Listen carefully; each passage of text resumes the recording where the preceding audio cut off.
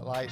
Doing it twice here because sometimes as a producer we make mistakes, and so this is the second time we're trying this. Of course, we don't do the show live. We pre-record so that way we can get you all the info we need to. Because obviously Will in school, Jackson and myself have things to do sometimes on Fridays, so can't always go live. But we're here nonetheless, and of course, Will, coming back from his vacation in Cabo. Will, how was that vacation? Yeah, it was well needed. It was a great time in Mexico. Glad to be back. Have a lot of information from when Jackson and I were at End Zone a couple weeks ago, so I think we're ready for a great second take here. All right, well, Jackson, then how have you been, man? I mean, I know you got some good stuff coming on this show today, but how's your week been? I've been good. I was a little sick yesterday, but doing better today. We've got a great week in recruiting, and let's just jump right into it.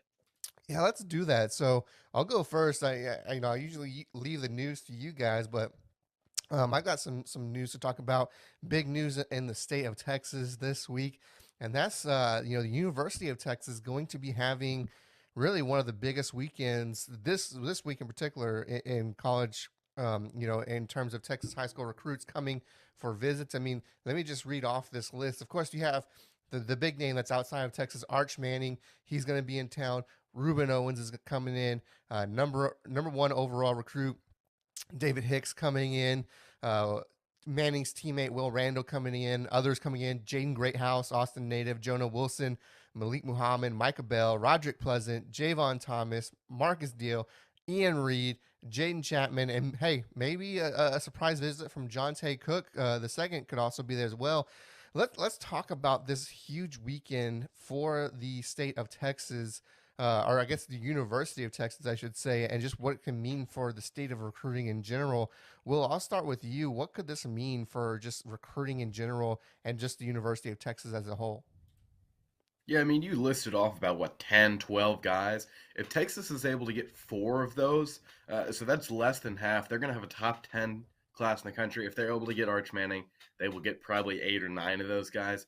He is the key piece. Whoever gets Arch Manning will have the number one class in the country. You can mark my words on that. If they get him, I think it's very likely that they get Ruben Owens and very likely that they get Jonte Cook. Jonte Cook is now on record saying it's about an 80% chance that the three of those guys end up together. Now, that's all just talk at this point, and they're all going to make their own decisions for what's best for them and best for their families. But I do believe that they are zeroing in on a program. They're going to make visits in the next few weeks, and I think we'll see at least one of those guys make a decision here in the next couple months.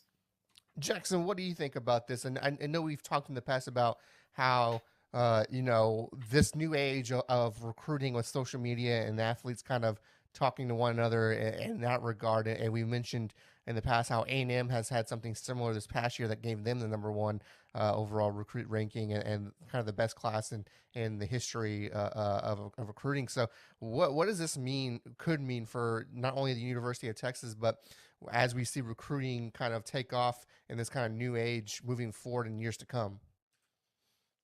I think this is just how we've seen recruiting go. You saw A&M do it when they had Bobby Taylor, Malik Silla, and both Dickinson players, Donovan Green and PJ Williams commit. They went out and they went to all these Houston kids that they knew that they grew up with, and they said, "Hey, come play with us. We want to play with you." Then they went out to Walter Nolan, who was the number one player in the nation on most sites, and said, "Hey, come to Texas A&M. We want to build something." They all go up there, they hang out, they go on their visits together. It's what you're seeing recruiting go to. Texas has a very good opportunity this weekend to pick up some commitments, and that will go a big way in building that program, building that recruiting class down the road. Now, it is early, so if we do see Arch Manning commit early, don't be shocked if you start to see everyone start to commit right away.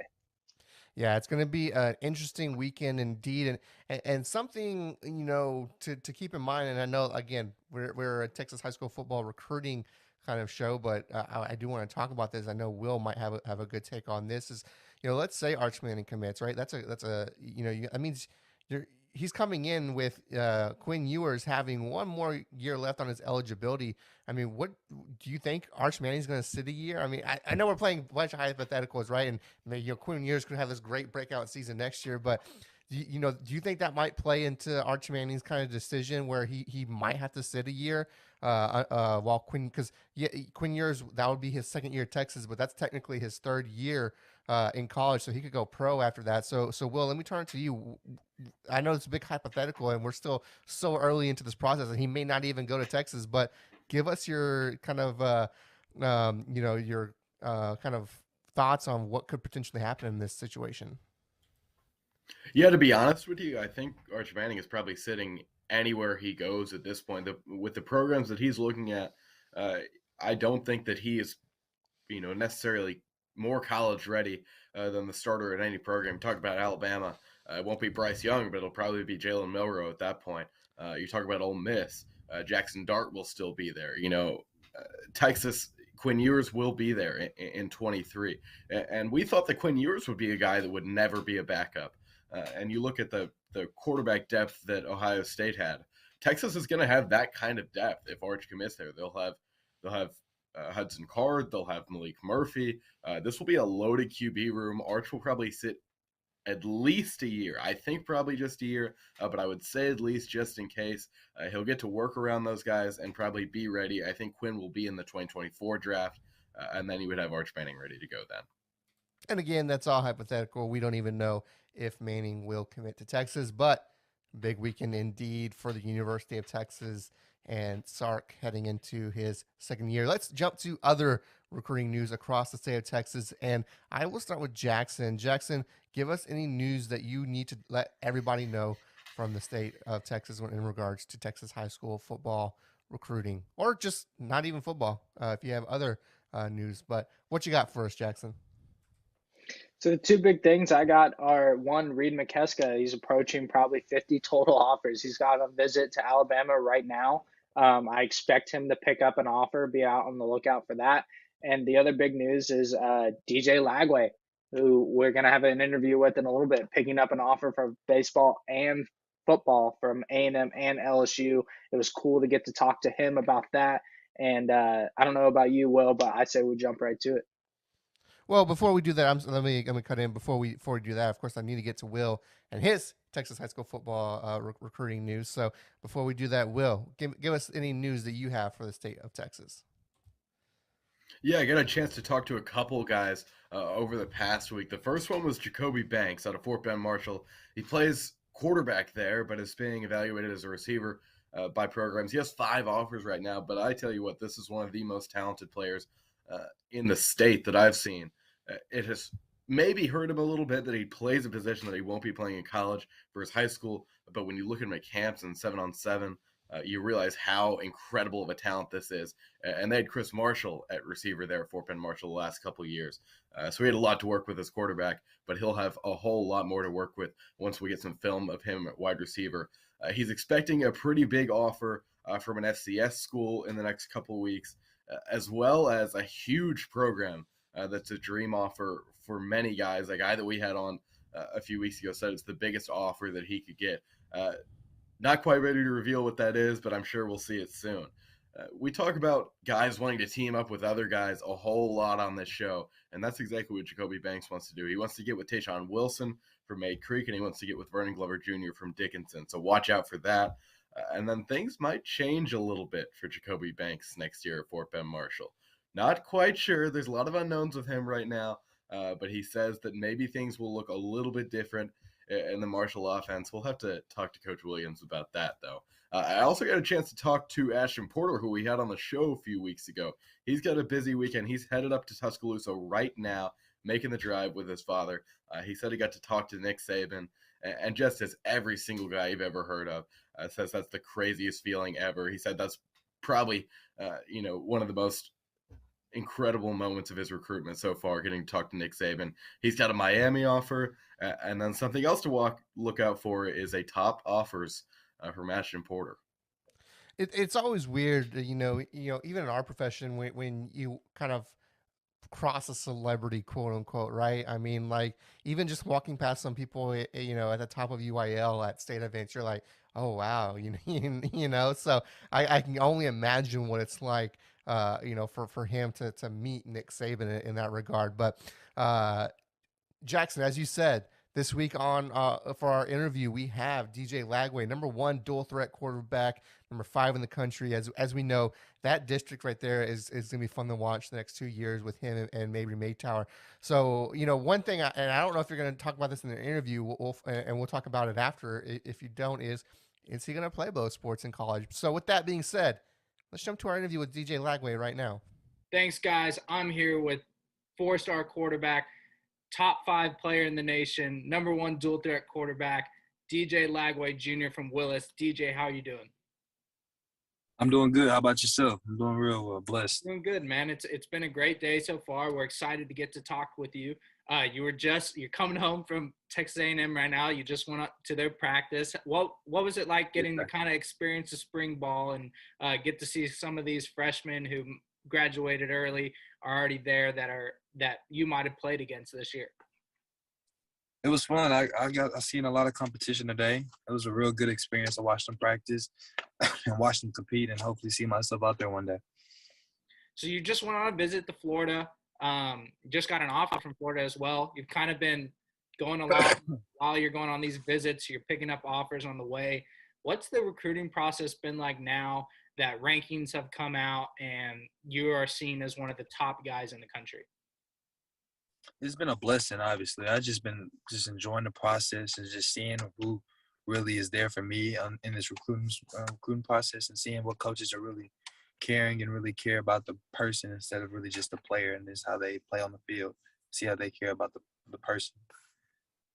I think something that's really cool that you're a 3-sport athlete in high school. You're on varsity for all 3 sports, but you also just got offered by Arkansas to play baseball. Has that always been a dream of yours, or was it just something that kind of happened and you were thankful to be able to play both sports at the D1 level? Yeah, so it's been a blessing, obviously. I've worked for this my whole life, honestly. That's been a plan just to be a 2-sport athlete in college. And people thought I was crazy, but God's been blessing me, and it's a real blessing to be here. And just a little sneak peek, I just got off the phone with LSU, the head coach, Coach Johnson, for baseball. They offered me to, and Coach Kane from A&M, they had offered me to. They both just offered me today for baseball. Hey, we got breaking news here. That's awesome, man. Yes, so you've kind of been able to kind of put Willis on the map again for a lot of people. The last great to come out of there was Bishop, the quarterback, went to Kansas State, was a Heisman runner-up. Y'all are going to get a new head coach. What are your expectations going into next season? You are going to get a new head coach, kind of get some new, maybe a new identity to Willis football. It's just going to be a good new start, and I can't wait to see who they bring in. And I can't wait to just learn the playbook and just learn new things from a different coach and just learn. And I can't wait to just play with some new guys that are coming and just have a good season. Hopefully we do better. We're going to do better than last year. I hope we can just grow and just keep building and have a powerhouse program in this district.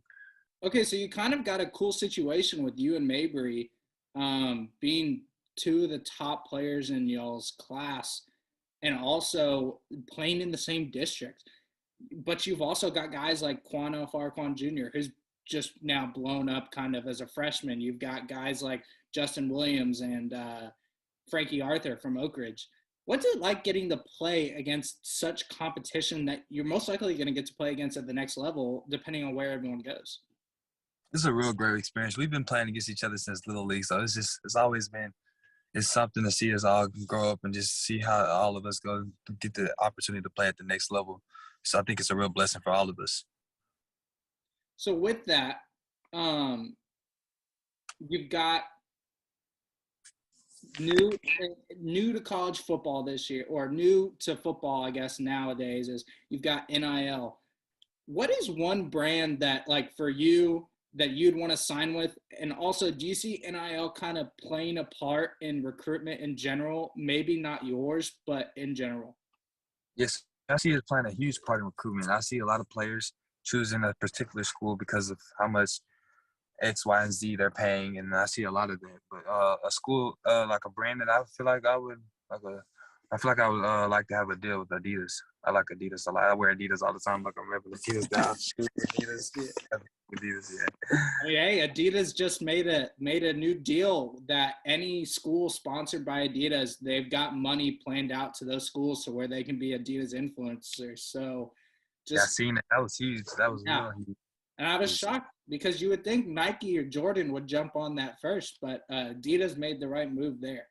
They're gonna have to. They want to compete. They're gonna have to jump on that. Oh yeah, it's changing the game right now. Mm-hmm. So we've got guys that we've seen in the past, and even we're seeing right now in this class, that they commit early and then they start recruiting with guys they want to play with. You saw that with A&M last year. You're seeing that with Texas right now. What do you think about for you? Are you going to be someone who wants to kind of recruit for their class and commit early? Or are you going to be someone who isn't going to make their decision until either they feel right or maybe at like an All-American game? I feel like I feel like when I feel like I'm right with the school and the school, like they really appreciate me, and I feel like that it's really home and truly home. That's when I feel like. So it's really not a time date on it. So it's just like whenever I feel like that's the place for me, like truly, and that's when I feel like I would make my decision. Yeah, I think it's pretty important. I heard someone told me something the other day, and I think it's maybe one of the best advice a recruit can maybe give to other people. It's you can go play ball a lot of places, but you got to find some place that feels like home to you. And if it's not home, we see it all today with the transfer portal. You got to find a place that's the right fit for you. So I have a feeling that you'll be able to find that wherever you go. DJ, the last question I really have for you is, with next season being your junior year, you'll have been on varsity for 2 years. What are your goals for next season personally, but also for the team? I feel like goals for the team is just to get past second round and just do better than we done last year. Just keep building so we can build a program. That's my main goal. That's my main goal too. It's just to build a program that's respected in Texas, honestly. But I feel like this year, from my personal goals for the season, is just to have a good overall season and just improve on having better stats and just improve on winning more games, honestly, and win district. Yes, sir. Well, y'all heard it here first. DJ Lagway and the Willis Wildcats are coming for that district this year. I've been Jackson Deep Squally. This is DJ Lagway Jr., and we will see y'all at the games. That was our interview with DJ Lagway, a Willis quarterback, and again, one of the best quarterbacks for the class of 2024. Now, Jackson, you didn't outright say it, so I'm gonna talk to you and get your opinion on this. Do you think he will play both sports? I think it's happened rarely. I think didn't Russell Wilson, I believe he played baseball and football, if I'm not mistaken. And, it's very rare because at the college level it kind of shifts. At the high school level we're like play all the sports. But when you get to college, you're kind of locked in on that one sport. But what's your take? I know he didn't outright say it. You didn't outright ask him, but do you think there's a chance you could see him playing both sports at the college level? I could see him trying. A lot of these athletes that play dual sports and they get offered by dual sports, they do it, but then at some point it becomes just too much on them. DJ can throw 93 off the mound. He's got a good bat, plays in the outfield when he's not pitching. I expect him to probably get a couple chances, maybe wanting to play, but I think he's zoned in on football. I think he wants to be a D1 starting quarterback and go play in the NFL. I think that's his dream. That's his goal. While baseball, he would love the opportunity to be able to play as well. Kyle Murray is another one that slipped my mind. Probably the most recent that I can think of from the University of Oklahoma. So, Will, I know you didn't talk with him, but what's your sense? Do you think it could be something he would do? I know Jackson did just say he's probably more focused on football, but I'll get your take. I don't want to leave you out of this. Yeah, right after Jackson wrapped up that interview, I actually talked with him. I talked with Jackson a little bit. And, we're kind of bouncing off things that the most important decision that he makes is going to be where he plays football. So I think you probably see him choose a program maybe that lets him do both, but I think others will step up late if that's a decision maker, a decision breaker. If Lagway's only going to go to a school where he can play both sports, you're going to see a lot of these programs, kind of tap into the baseball programs at their own school to see if they'll offer Lagway. Yeah, especially obviously with 2 more years. If he has a breakout junior year, they might be more inclined to let him play both sports. With that being said, let's move on to our last segment of the show, and that's our under the radar segment. Under the radar segment is, of course, where we'll give you some recruits who are under the radar for whatever reason. They're not getting as highly recruited as we feel they should be. So, with that being said, I will start with you, Will. Give us your under the radar athlete or athletes for this week. Yeah, I wasn't here last week, so that was the fresh week off of End Zone that Jackson and I were at. But I've kind of bounced off a couple guys, and on the second take here, I'm going with Zion Brown from Atascocita. I don't know how I missed Zion more when we'd seen him before. I'd seen him in the regular season for Atascocita. Took over for one of the best teams in the state, probably the best district in the state. He's a little bit undersized, but man, he's incredibly accurate. He's got a great arm. I'm thinking this is a guy that could end up being one of the best quarterbacks in the 2024 cycle. And Jackson, how about you? Who is your under the radar athlete or athletes for this week? My under the radar athlete is another guy from Atascocita that we met at End Zone, Braylon Conley. He's a 6'1", 160-pound defensive back, plays well in coverage, has great ball skills. I was able to watch him in person play North Shore in a playoff game, and he had an interception. I was trying to figure out, who is this kid? Figured out he was a sophomore. He's already got offers from UTSA and Arkansas. I expect that to pick up more and for him to receive some more offers. But he's definitely a kid that I'm expecting to be one of these top cornerbacks when it comes to the end of the class. Also, he plays in the same district as Denver Harris and Sanchez, and I'm slipping on the other corner, Jacoby Davis, and he was first team all district as a sophomore. That is something that is very impressive, and I expect him to start blowing up pretty soon. Well, there you go. Atascocita and under the radar, something you normally don't hear too much. Once again, folks, if you are an athlete that you feel is that you're being under recruited, or an athlete that you feel is being under recruited, let us know in the comments. Let us send us some DMs on Instagram or Twitter. Send us some emails. We will cover the athlete that you feel is being under recruited and get them on our under the radar spotlight. That's going to do it for our show this week. But of course, as always, I like to close the show by giving my co-host the chance to give some shout outs. So I'll start with you, Jackson. Who are you shouting out this week? I'm going to shout out the Woodlands baseball pitcher, Braden Sharp. Had 17 strikeouts and threw a perfect game in a high school baseball game. He's only a junior, committed to Baylor. Pretty crazy to pitch a perfect game. Shout out to the Woodlands baseball. Shout out to Braden Sharp. A heck of a pitching performance. How about you, Will? Who are you shouting out this week? I've got a couple of college level shout outs to give. First of all, to Demetrius Davis, who has entered the transfer portal, the guy that we saw out of the North Shore, leaving Auburn. I think we'll see him back in the state of Texas, hopefully TCU or Houston. Shout out to Marcus Scott II, who's at Missouri. He's already dealing with a couple injuries there up in Columbia. Wishing him the best. And shout out to Jaden Blue, who's looking great in spring practice for Texas. Yeah, I'm interested to see where Davis ends up. As we talked about yesterday in the recording that didn't make it. This is a kid who really hasn't had any stability at the college level yet. So, looking forward to see where he signs and, to get that stability. I think it's going to be good for him and excited to see what he does wherever he ends up. So, with that being said, that is going to be our show for this week, folks. Every Friday at noon, VYPE Recruit Spotlight. We will be here giving you all the needs to know when it comes to Texas high school football recruits. Till then, I'm Wac. That's Jackson and Will, and we'll see you at the games.